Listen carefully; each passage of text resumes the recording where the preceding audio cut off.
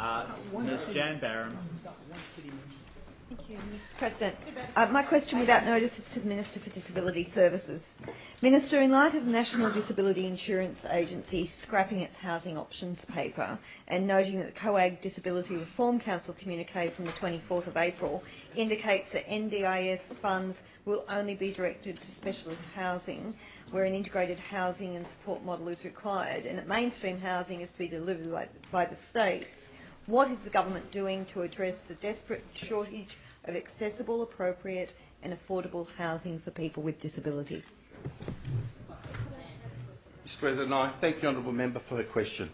Mr President, like everyone else across the nation who is working to make the National Disability Insurance Scheme a reality, I am concerned about providing appropriate accommodation for people with disability who enter the scheme.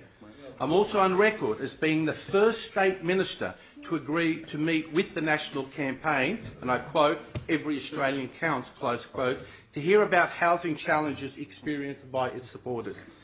And I'm on record as having raised this issue with my counterparts and the Federal Minister, Senator Mitch Fifield, at the last meeting of the Disability Reform Council in Melbourne.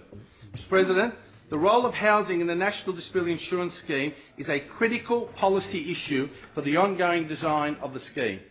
States, territories and the Commonwealth have agreed to a work plan for resolving outstanding national policy issues, including the role of specialist accommodation support in collaboration with the National Disability Insurance Agency, NDIA. This work will include developing and testing innovative accommodation pilots in trial sites to help expand the supply of appropriate and sustainable integrated housing and support models for people with disability. These pilots will provide us with evidence about how different models contribute to outcomes for NDIS participants. Mr President, I look forward to reporting back to the House outcomes from my meeting with a delegation from Every Australian Counts.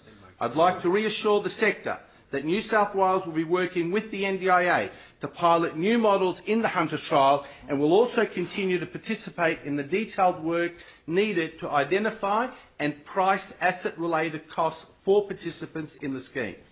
The NDIS efforts in relation to specialist disability housing will be in addition to the ongoing mainstream housing efforts of states and territories.